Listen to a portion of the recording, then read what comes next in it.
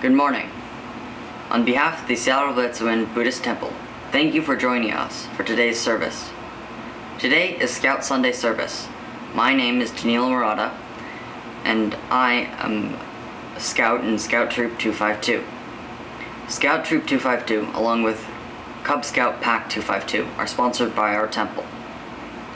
The 12th point of the Scout Law is a Scout is reverent. This week at churches and temples throughout the United States of America, Scouts are participating in Scout Sunday religious services. Please enjoy today's service. Namanda, Namanda, Namanda, Namanda, Namanda, Namanda, Namanda, Namanda, Namanda, Namanda.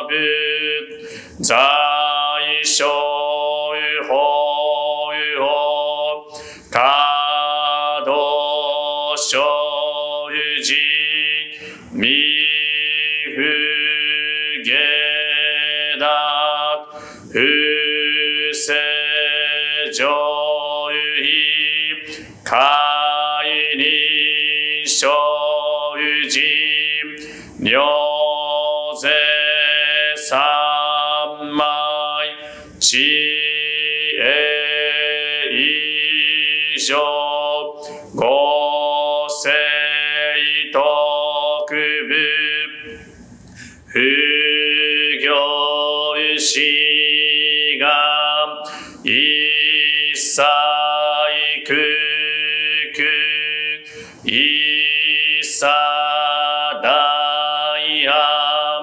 Keshi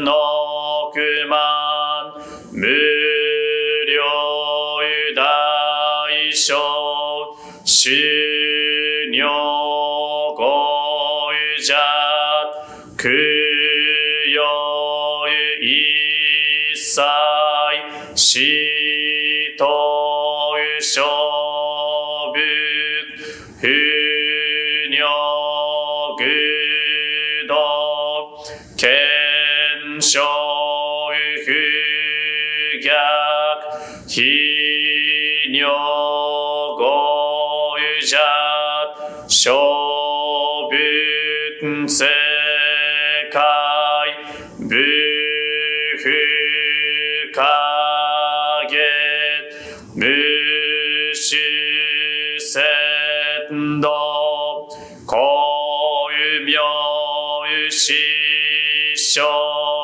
変師匠国名税所有人偉人難量量が差部国土第一五種奇妙道有上有長有絶国如内本二無と有相がと有愛民道断一切実法由来生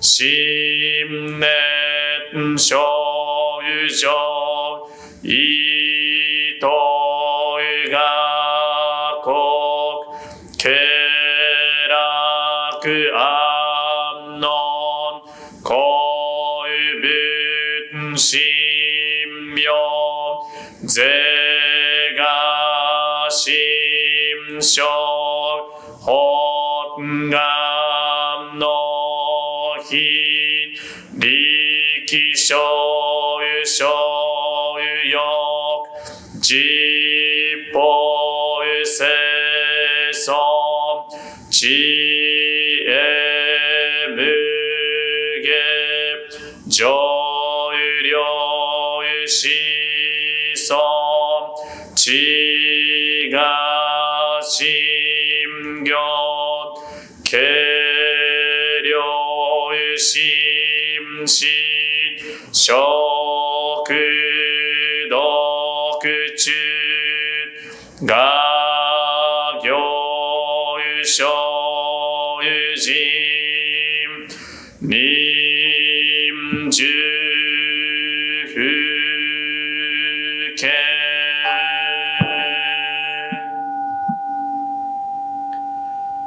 ナ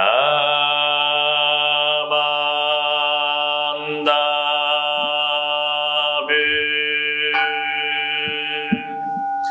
ナマンダブナマンダブナマンダブナマンダブナマンダ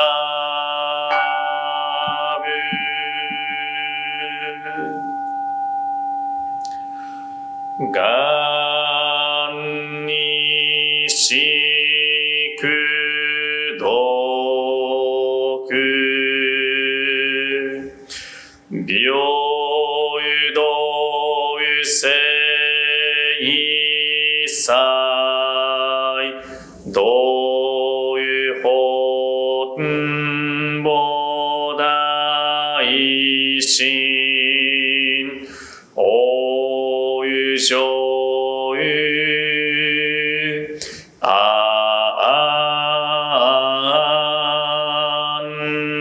楽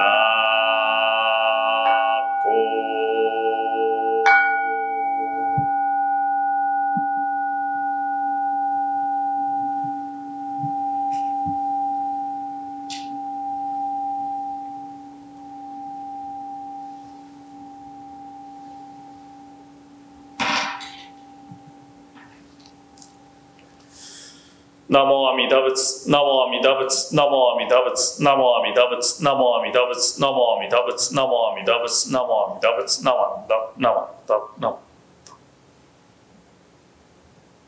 Please join me in Gassho for the hymn on the Nembutsu and Jushinjin. But even when the sun, moon, and stars in their constellations are veiled by smoke, mist, clouds, or fog, beneath the misting cloud there is a brightness, not dark.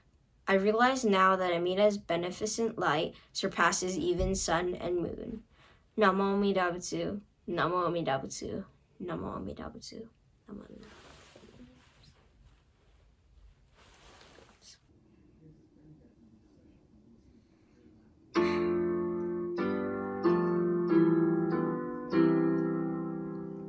When life is fair and sunlight gilds the day, when fortune smiles and flowers adorn our way, oft let us pause with grateful hearts to say, Namo Amida Butsu.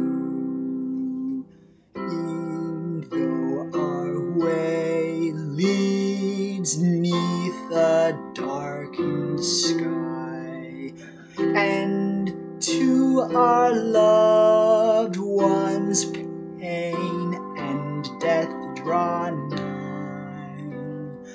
our tears may flow, yet trustingly we cry, Namo Amida Butsu. When our life leads us to the other shore, and Buddha's light will see forevermore, in Nembutsu our grateful heart shall soar, Namo Amida Butsu.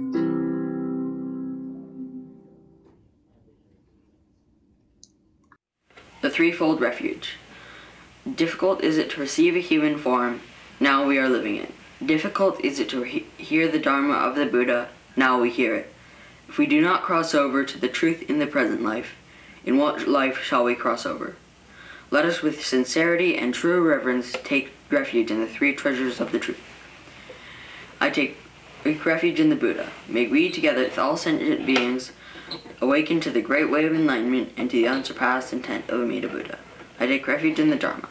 May we, together with all sentient beings, enter the storehouse of the Dharma, becoming like the wisdom ocean. I take refuge in the Sangha. May we, together with all sentient beings, become units in true accord, in harmony with all things. The peerless, profound, and wondrous Dharma is rare to encounter, even in many hundreds and thousands of kalpas. Now we are privileged to hear and receive it. Let us thoroughly understand the true meaning of Tathagata's teaching. Namo Amida Butsu. Namo Amida Butsu. Namo.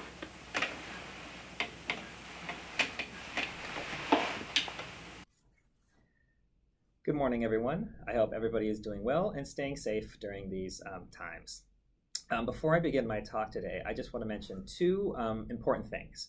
So the first thing is, if you guys didn't know, I am a research scientist at Seattle Children's Hospital, and I develop cell-based therapies to cure cancer.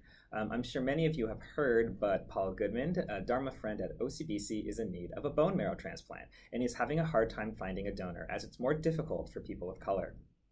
Paul has relapsed with something that's called ALL, or acute lymphoblastic leukemia, which is actually the most common type of blood cancers to occur in children. Brain tumors is the most common type of solid tumor to occur in children. So the temple will be hosting a donor drive on February 13th and 14th to help find a donor. So for those of you that are eligible and able to sort of become donors, please consider attending one of the 2 days. You can find more information about this on the Temple website, or there's also Facebook posts. BCA has posted something. There was something in the Wheel of Dharma. So please consider attending. The second thing that I want to mention is that before I worked in cancer research, I actually worked in vaccine development as an undergraduate at the University of Washington. So for our older Sangha members, Washington State has entered phase 1B of our COVID-19 vaccine distribution. Please consider the vaccine if you can. I know my Bachan just got her vaccine on last Sunday. Other older members of my family members have been sort of signing up to get appointments. This is one of the steps that we can take to help sort of bring us back to the temple. So I would encourage you, if you can, to see if you're eligible for a vaccine. You can find all this information out at the Department of Health website. There is the phase finder tool that'll allow you to sort of see what phase you're able to get your vaccine in. And then if you are eligible, it'll help direct you to where you can make an appointment. So if Connor can, I'll ask that he puts that link to that below right here. Maybe it showed up. Unsure. Okay, so those are my 2 quick things. Moving on to my talk today. Today is Scout Sunday and Super Bowl Sunday, but Scout Sunday. So happy Scout Sunday, everyone. For my talk today, I thought that I would give a lesson from Reverend Dr. Ken Tanaka's latest book, Jewels, An Introduction to American Buddhism for Youth, Scouts, and the Young at Heart. This is a pretty great book. He published it last year. It's broken down into 3 sort of main parts. The first part is sort of history of Buddhism in America. The second part is teachings, basic principles of Buddhism. And then the third part is application in daily life. I, along with Harrison and Josh, actually had the privilege to review and help edit Reverend Tanaka's book. Since he was, as a baby boomer, he kind of wanted a younger generation's perspective on sort of the things he was saying and like how applicable some of these lessons and teachings were in sort of Gen Z millennial lives kind of growing up now. And even though I continuously refuse to admit that I'm turning 30 in a few months, I was more than happy to sort of read his chapters that he sent me. It started with a couple of chapters, and then I gave him more feedback as that kind of worked. He actually ended up sending me his whole book for review sort of right before it went to publishing, and so I was able to comment on everything. And I'm actually quoted in the book too, so, it's a good book. Anyways, I wanted to focus on chapter 9 of his book, which is titled Issues and Problems in Daily Life. In this chapter, he brings up sort of 10 issues that he's received from people, young people. My parents are too strict. How do I find a job? Stuff that is very prevalent in young people's lives sort of right now. And he kind of sort of gave his response and perspective, as like, what is the Buddhist approach to this? And before he does, however, he lists 5 principles that apply to all of them. And, I've heard a lot of Dharma talks that are about like, you can find Buddhist teachings everywhere. But, when I have to write my talks, it kind of boils down to like, I just talk about impermanence and I just default to that always. I'm sure some of you have heard some of my talks before, and impermanence, while it is a very important Buddhist theme, is really the main theme of every single like Dharma talk that I've given in the past couple of years. I've never really given a talk about like Buddhism in my life that I had some occurrence happen and I was like, if I thought about this in like a Buddhist perspective, like this would be my answer. However, when I read this list of 5 principles that Reverend Tanaka lists, I realized that these are actually things that I do apply and witness in my own life all the time, whether this be something consciously or unconsciously.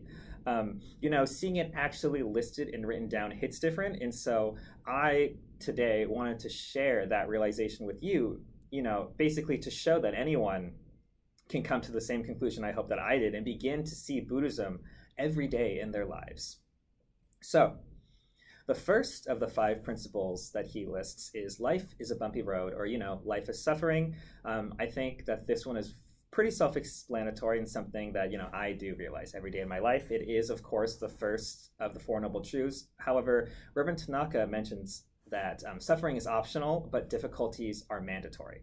And I don't really think that I've ever put those 2 together in my head before, because when I thought about it, it's really all about perspective and right view. And I think this is kind of true for a lot of us. We like go, oh, this sucks, suffering. This is the first noble truth. But like, I guess moving on to that sort of further, difficulties are mandatory is something that I've never like really thought about or connected. But when I truly think about things, I kind of subconsciously move on through my suffering, changing my view almost immediately. For example, I was at work last week, and what I thought was a failed experiment that showed that something didn't work, my boss pointed out to me that, you know, from his view, this is actually a success. And he sort of laid out and explained to me why he believed that it was successful when I clearly was like, no, this is wrong. And my whole entire attitude and approach to the situation was like the complete opposite of his. And, you know, that realization, being able to see things from both sides, actually helped me learn more and then better helped to guide my future experiments, because I'm like, okay, this is his point of view, this is my point of view, how can I sort of marry those two together and move forward, even though that things are difficult at this time. You know, my suffering is optional. I can move forward, I can move on. And that's principle number one. Life is a bumpy road.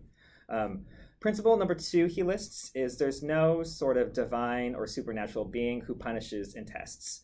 And this is something that I've actually really never thought about. You know, I've grown up at the temple my entire life. I don't think I've really ever thought like, oh, you know, something bad happened to me. My day sucks. You know, there must be someone out there, God or some deity or someone that doesn't like me and for whatever reason is punishing me because of X, Y, and Z, something I did. This is really an inherent Buddhist teaching that I live every day, because that thought process I've never thought about before until I actually read that, you know, in Buddhism teaches there's no divine being that punishes and tests us. It's like everything is the result of many causes and conditions that occur in our lives. You know, we say these things at convention, at our different Dharma talks, but like, once again, actually reading it and being like, oh, okay, this is something that is like, I feel like I inherently know. This is it written down.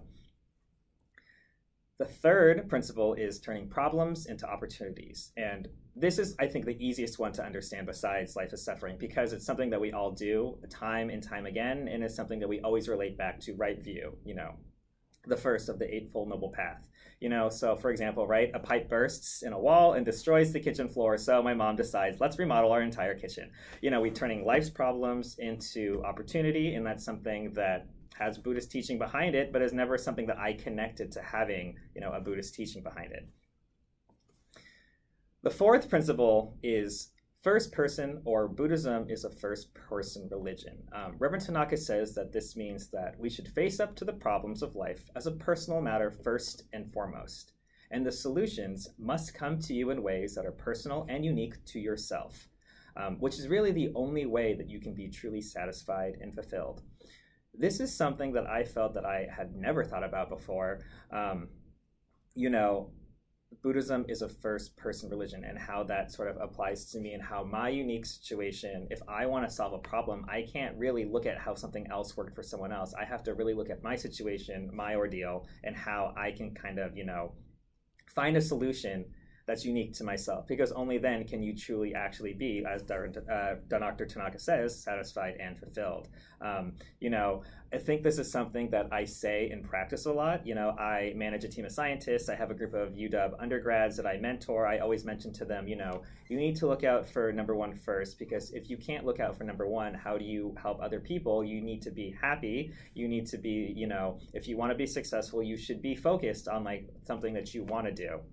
And that's kind of a lesson that I give anyone that I'm sort of mentoring, is like, look out for number one. But, you know, this is something that I always say in practice. But when I reflect on myself, do I really look out for myself all the time?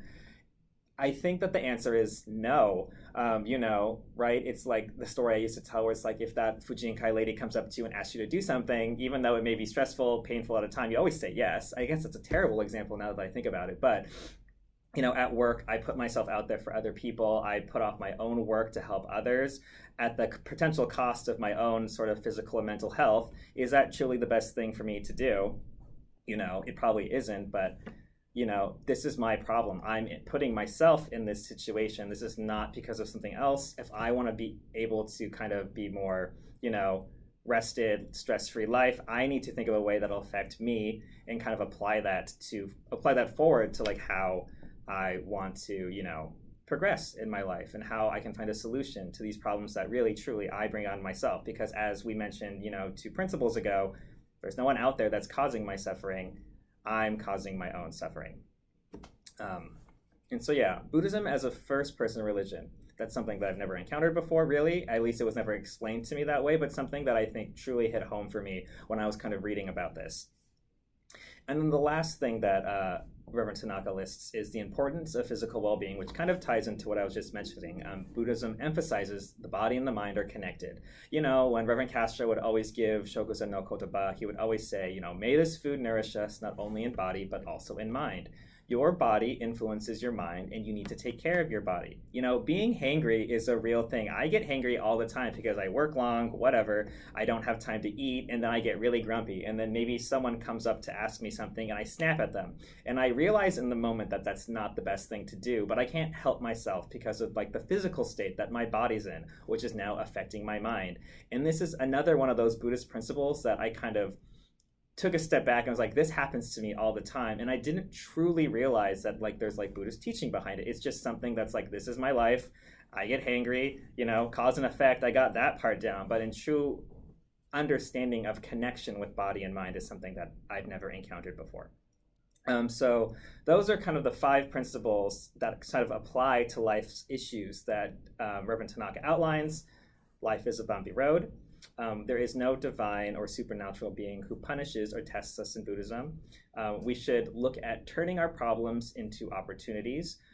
Buddhism is a first-person religion. And then finally, the importance and connection of physical well-being to mind. And so, you know, I challenge all of you to sort of take the time to think about these things and think about how it applies in your everyday life. 1, to help with your problem solving, dealing with your issues, but 2, to kind of truly understand that Buddhism is everywhere. Whether or not we notice it immediately, whether or not it's kind of a hindsight is 2020 thing. You know, I've also been to a lot of Dharma talks and given them where it's like, I was in this situation, something happened, but when I sort of looked back on it from a Buddhist perspective, if I would have done X, Y, and Z, the outcome maybe would have been better. And so please think about these things in your life. And you know, it's true. Buddhism is everywhere. Buddhism is in our everyday lives. We live Buddhism. And that's something that this book was able to teach me and kind of help me come to that sort of awareness and understanding. So with that being said, I do encourage all of you to read Reverend Tanaka's new book. You can download the PDF free from BDK's website, or you can also buy the paperback version, this version, for $6 as well. So that is my message for today. So please think on that. Once again, I hope all of you are well. Please, if you can, attend the donor drive, sign up for the vaccine, and I really do hope that we can meet in person very soon. So with that, please join me in Gasho for closing. Suffering is optional, but difficulties are mandatory. Buddhism truly can be found in our everyday lives. Namo Amida Butsu. Namo Amida Butsu. Namo Amida Butsu. Namo Taoist. Namo Taoist. Namo Taoist. Please join me in Gasho for closing meditation. Pure light, joyful light, the light of wisdom. Light constant, inconceivable, light beyond speaking. Light excelling, sun and moon, he sends forth, illuminating countless worlds. The multitudes of beings all receive the radiance. Namo Amida Butsu. Namo Amida Butsu. Namo Amida Butsu. Namo Amida Butsu.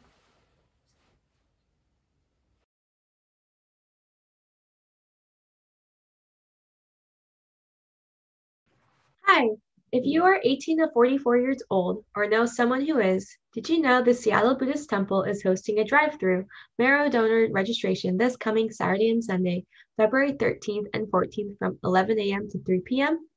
Registration is completed with a self-administered cheek swab. This is a contactless drive-through event to keep everyone safe and adhere to COVID-19 precautions.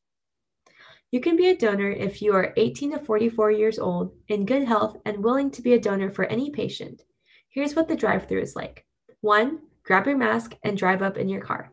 2, bring your phone to register online. 3, the test kit is a self-administered mouth swab. 4, drop off the kit before you leave the parking lot. 5, reply to the text to confirm your registration. And 6, that's it. Paul Goodman, a 29-year-old filmmaker, grew up at the Orange County Buddhist Church in Boy Scouts, playing basketball and learning the Dharma.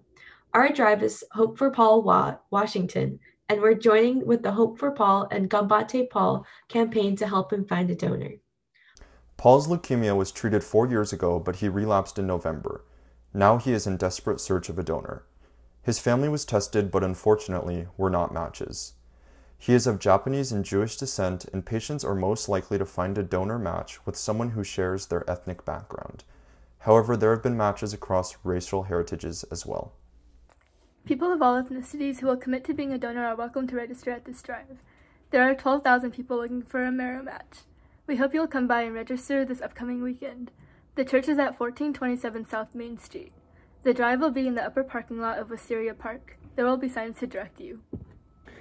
If you are unable to attend the event, please register online at join.bethemarch.org/hopeforpaulwa. Thank you, and hope to see you at the drive this Saturday and Sunday. Hope for Paul, Washington.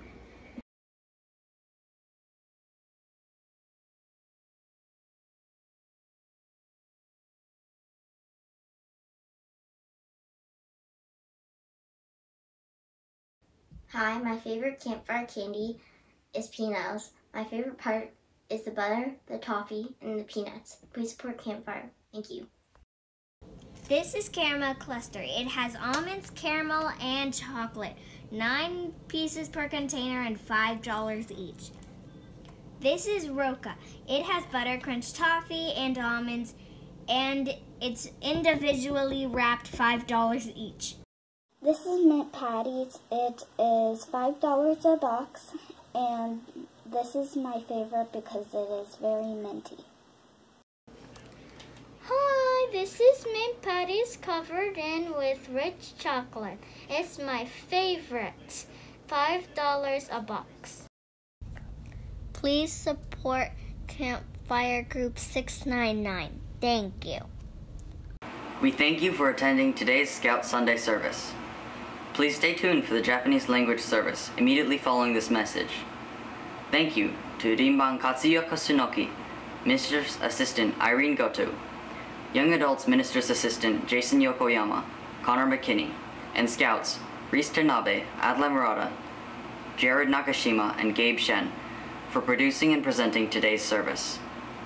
Please subscribe to the Batswins YouTube channel, like us on Facebook, and follow us on Twitter for additional information on services and upcoming workshops and events. Thank you.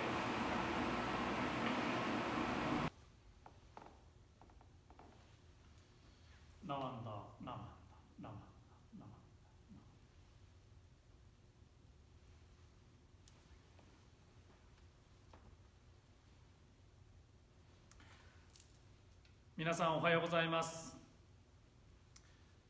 2月7日、シアトル別ツイン日本語講座、ようこそお参りくださいました。はじめにですね、皆さんと音読賛を歌ってからこのご講座始めさせていただきたいと思います。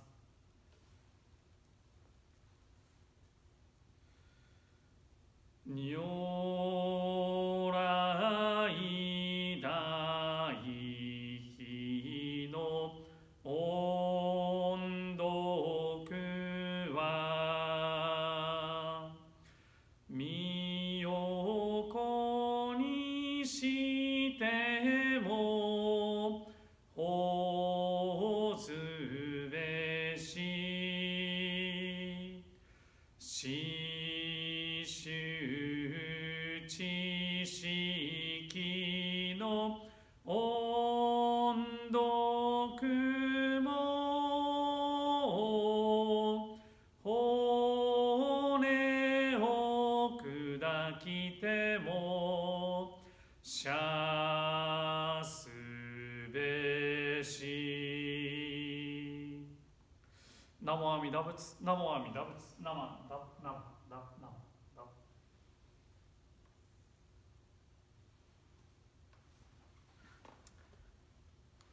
ありがとうございます。では次にですね、皆さんと来三問、三期右衛門を皆さんと一緒に読ませていただきたいと思います。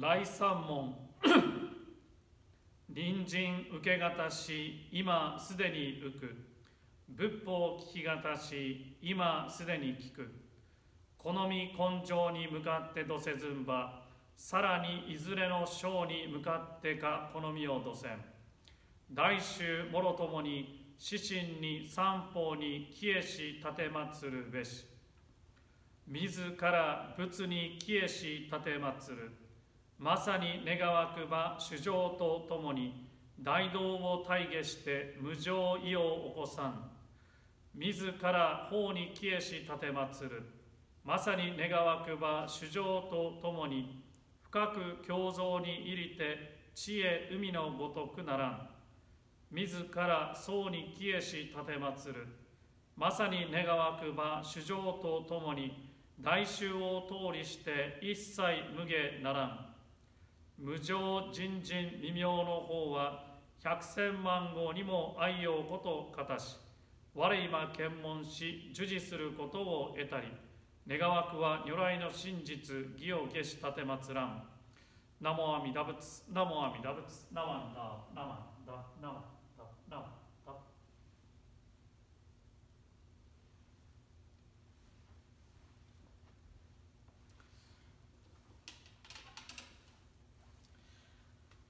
はい、ありがとうございました。それではですね、ご法を始めさせていただくにあたりまして、まずご三代を拝読させていただきたいと思います。今一度ですね、合唱礼拝よろしくお願いいたします。それ速やかに生死を離れんと思わば、二種の消防の中にしばらく浄土門を差し置きて、選んで浄土門に入れ、浄土門にいらんと思わば、小増二行の中にしばらくもろもろの造業を投げ打ちて、選んで商業に帰すべし。商業を主戦と思わば、小女二号の中になお女号を傍らにして、選んで症状をもっぱらにすべし。症状の号とはすなわちこれ、仏の名を称するなり。称名は必ず生ずることをう。仏の本願によるがゆえに。ナモ阿弥陀仏、ナモ阿弥陀仏、ナマダ、ナマダ、ナマダ。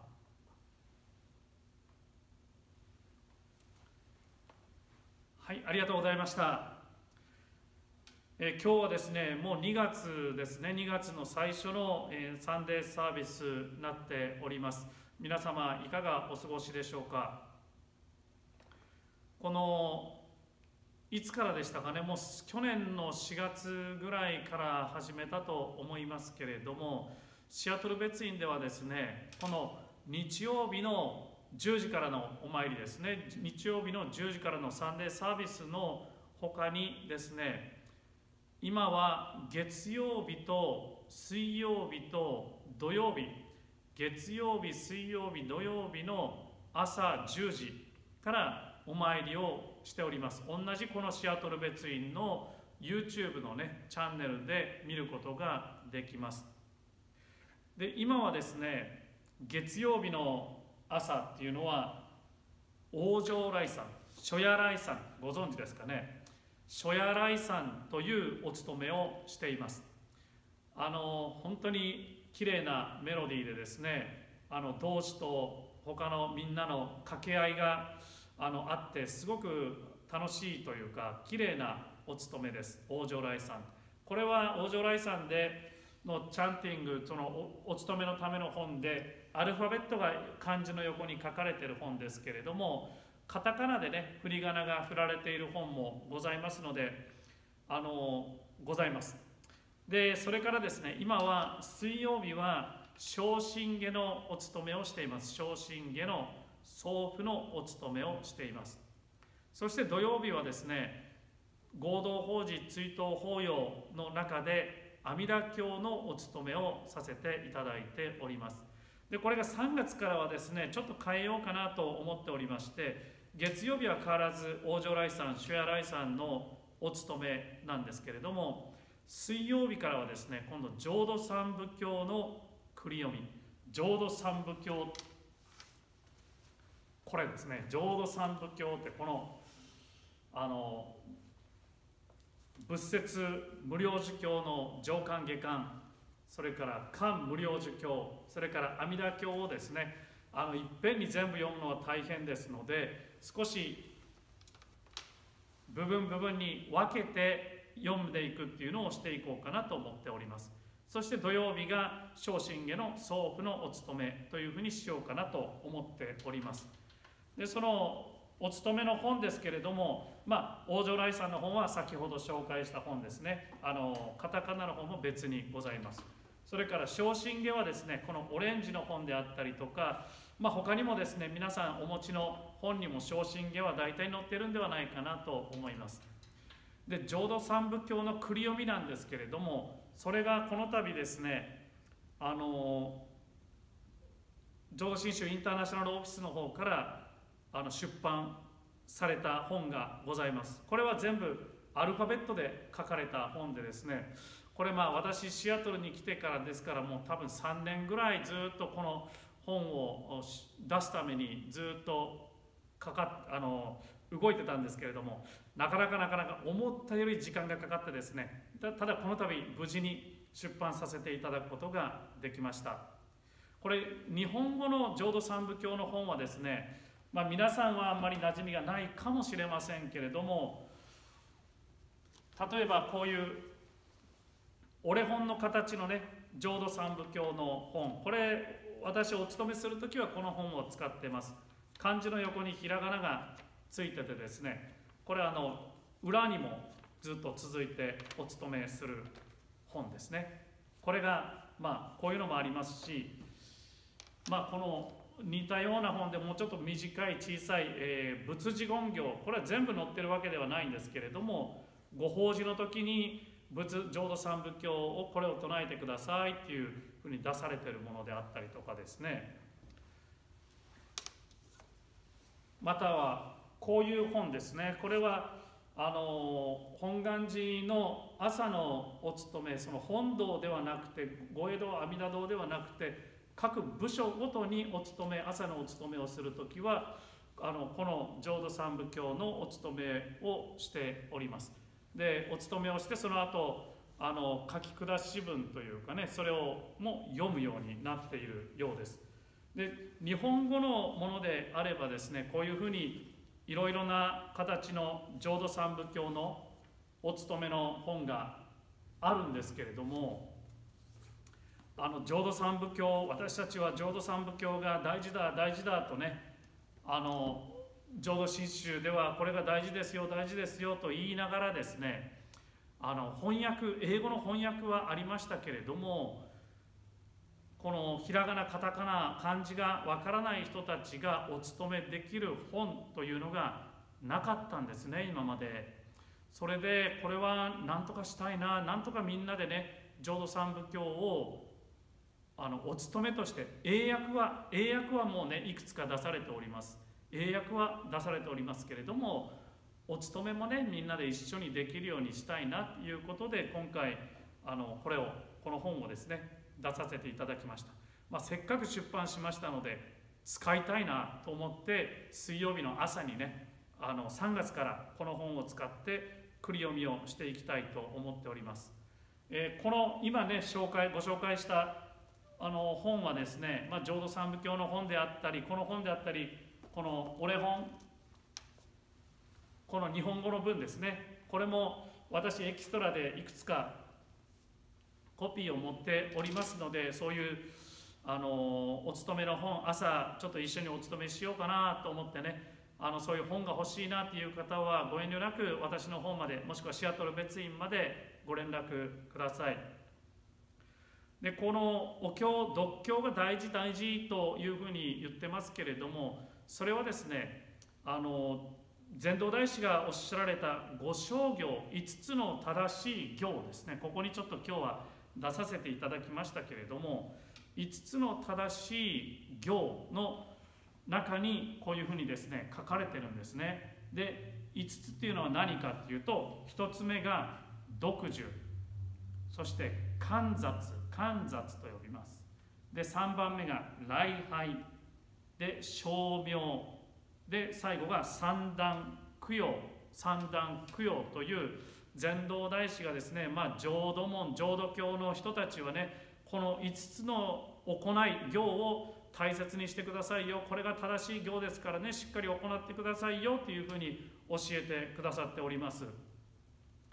読受というのはですね、浄土三部経を読受するということですね。浄土三部経を読受することですからね、この五正行の一つの読受、浄土三部経の読受がこれまでなかなかねするのが難しい状況にあった、日本語がわからない人が難しい状況にあったっていうのは本当に残念なことですけど、これからは本が出版されましたので、みんなでお勤めできるようにね、この読受もできるようになったらいいなと思います。そして観察っていうのが阿弥陀仏と浄土を思い浮かべる、そういう行ですね。で3つ目が礼拝は阿弥陀仏を礼拝する。で4の称名は名号南無阿弥陀仏を唱える。で5が三段供養、阿弥陀仏の徳を褒めたたえ供養するということですね。でこの中でも4番目のこの称名というのが、往生が阿弥陀仏の極楽浄土に往生することが決定する行ということで、正常号、正しく定まる行、行っていうのは工業とかの行ですね。正常号、カルマの号ですね、いうふうに書きます。でこれが何で正しい正常号と言われるか、一番大事と言われるかというと、それは阿弥陀仏の本願によるから正常号なんですよ。で他の4つをですね、読受、観察、礼拝、三段供養のことを除号というふうに言います。除号というのは、南無阿弥陀仏のね称名をずっと唱え続けることで、自然に伴って行われる行、除号ですね。浄土を目指して称名をする者には自然とこの他の4つもついてきますよというのがこの除号、他の4つですね。これを五正行という形に表されております。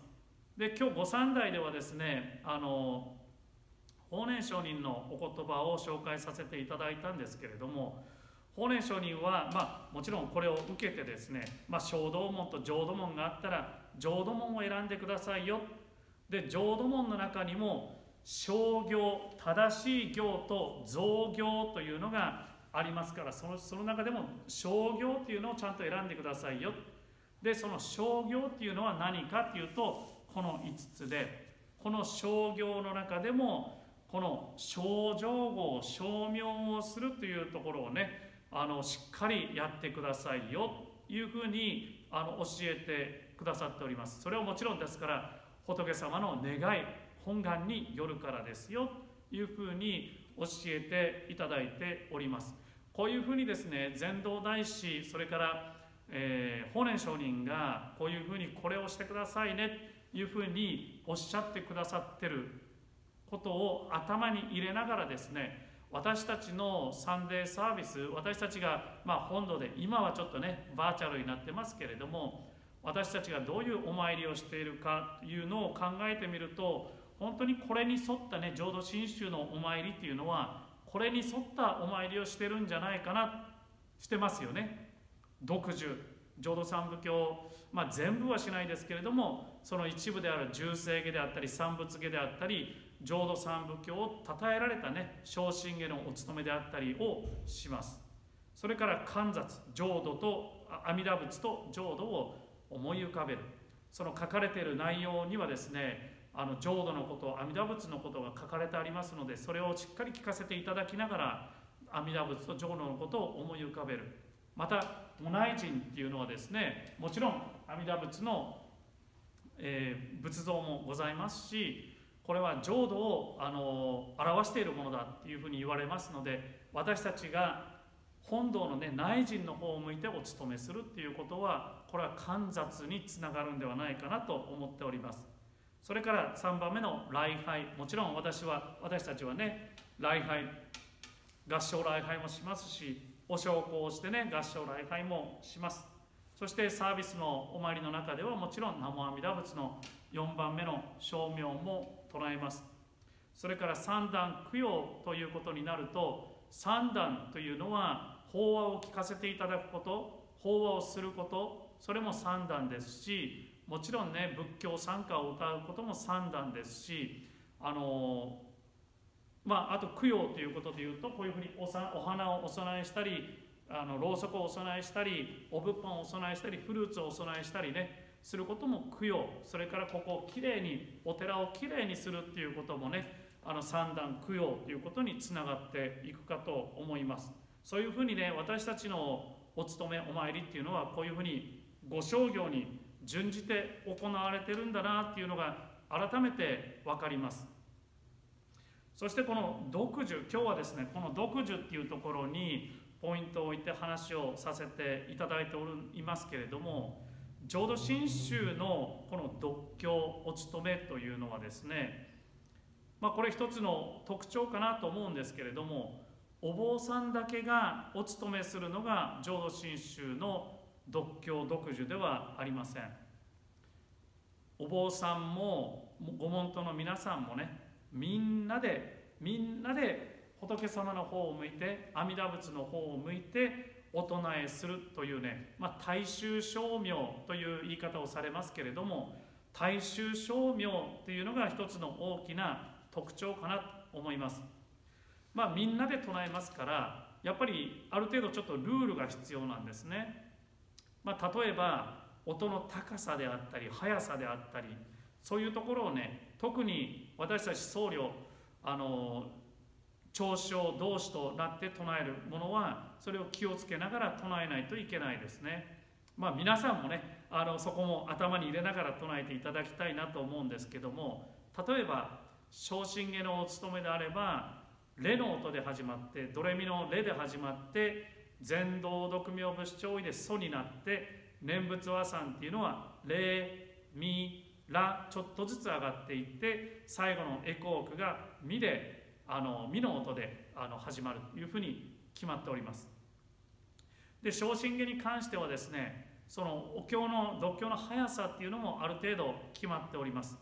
だいたい送付、小心下の送付が70拍から90拍とかね、そういうふうに決まっておりますので、それに沿ってお勤めするようにしています。私はね、今音のことを言いましたけれども、なかなかこの例だったら例っていうのはパッと出ないんですね。そういう絶対音感っていうのが私にはありません。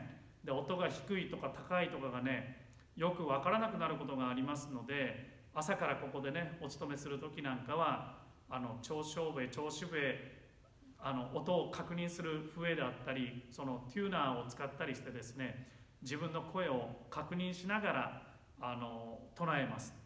で、その音の高さと速さっていうのを心がけながらね、っていうのはみんなで唱えますから、みんなが気持ちよく唱えることができるような音の高さ、速さで、遅すぎてもダメだし、速すぎてもダメだし、みんなが気持ちよく唱えられることができるようなお勤めにしたいなと思いながらね、あと皆さんにはっきり聞いていただけるように、はっきりと元気よく唱えるということを気をつけながらお勤めしております。皆さんもね、その辺気をつけながら、音の高さ、速さ、それからはっきり元気よくということをね、心に留めながら読経していただきたいなと思います。お経というのはですね、ものによっては往生来さんであったり、他のもですね、いろんな節があったりします。で、ルールがあったりします。正しくお勤めするにはですね、練習することも大事です。これ大事です。練習はしっかりしていただきたいと思います。ただ、一番忘れてはいけないのはですね、読経を楽しむということです。私はこれを一番大事にしていただきたいなと思います。読経をみんなで読経することを楽しむ。一人ですることも楽しんでいただきたいんですけれども、浄土真宗ね、そういう大衆称名をみんなでお勤めするっていうのを楽しんでいただきたいなと思います。浄土真宗ではですね、お勤めっていうのは仏法に出会えたことの喜びを表現する、それが読経ですから、やっぱりこの喜びを表現する、そういう楽しむということが大事です。ただみんなでお勤めするとですね、やっぱり音が高い人がいたり低い人がいたり、ちょっとスピードが速すぎたりちょっとずれたりしてる人っていうのもやっぱりいます。私がそうなる時もあります。ただそういうバラバラの声が一つとなってみんなのお勤めの称名の声になる、それが一つ浄土真宗の大事なとこじゃないかなと思います。バラバラの声が一つになる、みんなバラバラの心が阿弥陀さんの方を向いてお勤めする心、一つの心になっていく。バラバラの人生を生きている私たちが一緒にお浄土への道を歩んでいく、それを実践する一つの姿、形っていうのが、浄土真宗のね、大衆称名、称名、それから読経と言われるところの大きな意義ではないかと私は味わっております。今日もご紹介しましたけれども、平日にもね、月曜日、水曜日、土曜日にもお参りしておりますので、よかったらどうぞそちらもお参りしていただきたいなと思います。新しい本もございます。サービスブックもね、お寺にはありますのでね、ご遠慮なく声をかけていただきたいなと思います。それではですね、最後、寛容拝読のご文章に書いさせていただきたいと思います。